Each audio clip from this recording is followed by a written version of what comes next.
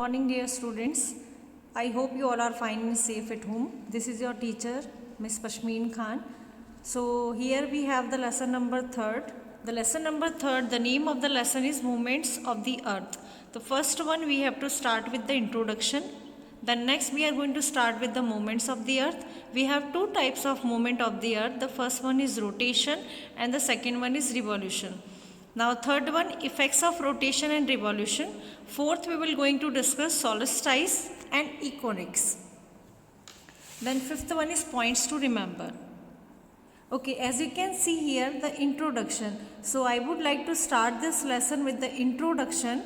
The content is here and the diagram and a image is available for you. You have to pay attention mostly on this image. The first point we have, the earth like all the planets of the solar system moves around the sun. As we all know, जितने भी planets है solar system में वो सारे क्या करते हैं, around means घूमते हैं sun के, उसमें से हमारी एक अर्थ भी है, 8 planets we have, 8 planet है हमारे solar system में. तो ये आठों के आठों में से एक अर्थ भी हमारी जो सन का चक्कर लगाती है, पूरे सन का राउंड लेती है. Second one, the earth is tilted and spines on an imaginary line. इस स्क्रीन पर आप बिल्कुल क्लियरली देख सकते हैं, अर्थ जो होती है हमारी, अर्थ थोड़ी सी झुकी हुई है, टिल्टेड है दैट मीन्स झुकी हुई है, और स्पाइन करती है मीन्स वो मूव करती है, रोटेट करती है, घूमती है ऑन एन इमेजनरी लाइन, एक इमेजनरी लाइन पर. वो इमेजनरी लाइन हमारे द्वारा ही बनाई गई है. Third one, this imaginary line is drawn through the centre of the अर्थ. ये जो इमेजनरी लाइन है ये हमारे अर्थ के बिल्कुल सेंटर में ड्रॉ होती है, joining the north pole and south pole. As you can see in the diagram there is a north pole and there is a south pole. So north pole और south पोल से एक imaginary line होते हुए आती है, बिल्कुल clear है, आप देखिए डायग्राम में. तो नॉर्थ पोल और साउथ पोल को ज्वाइन करती हुई एक लाइन आती है, इमेजनरी लाइन है. That's imaginary line is called the axis of earth.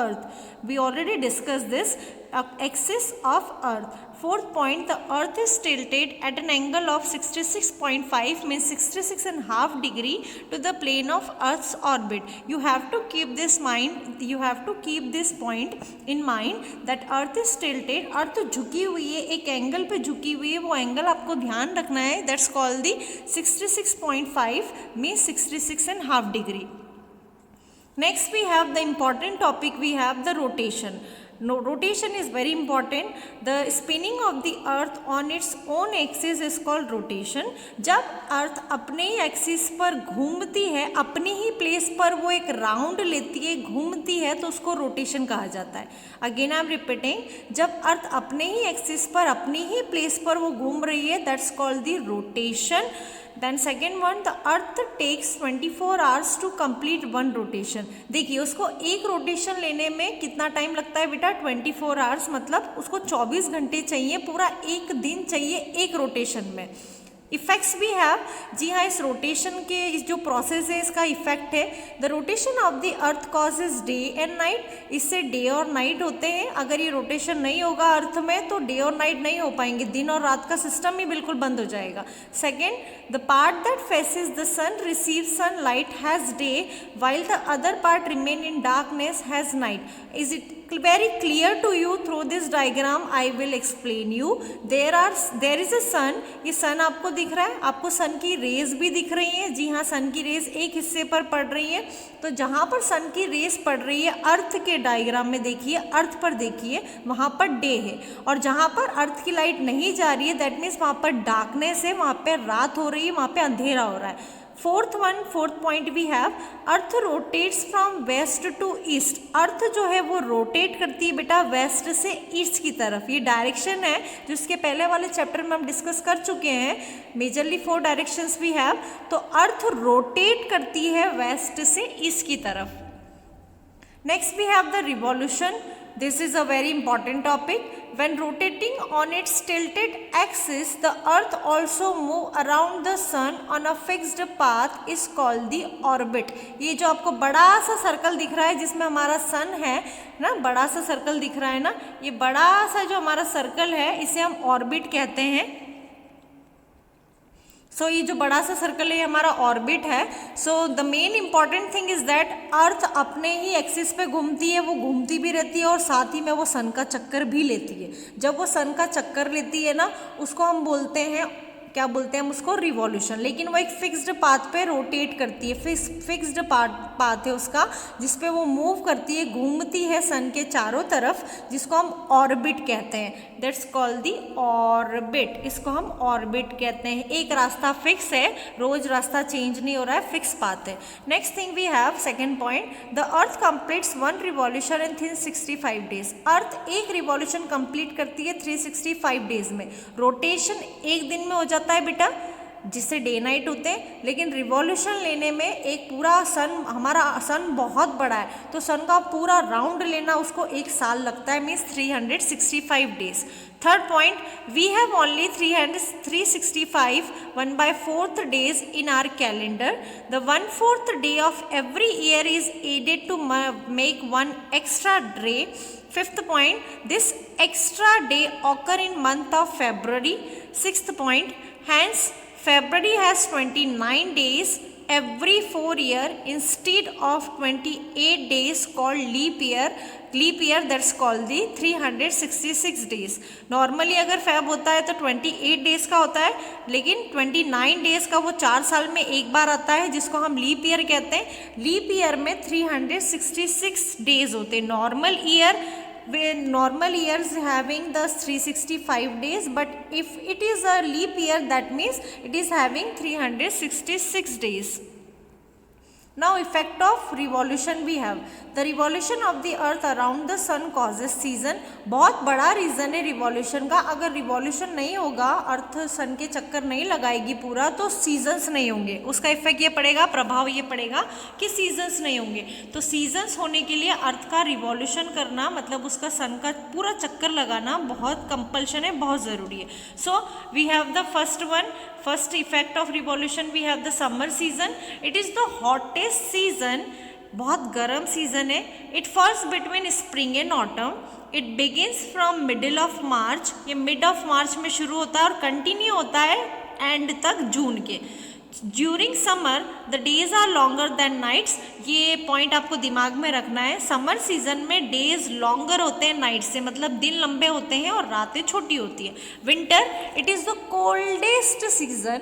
It falls between autumn and spring, that is from middle of November till the end of February. The days are shorter during this season. Then third one is spring. It falls between winter and summer. Fourth one we have autumn. It falls between summer and winter, that is in month of September the night falls early and temperature start falling. मतलब temperature गिरने लग जाता है और night fall early, मतलब रात जल्दी हो जाती है. Next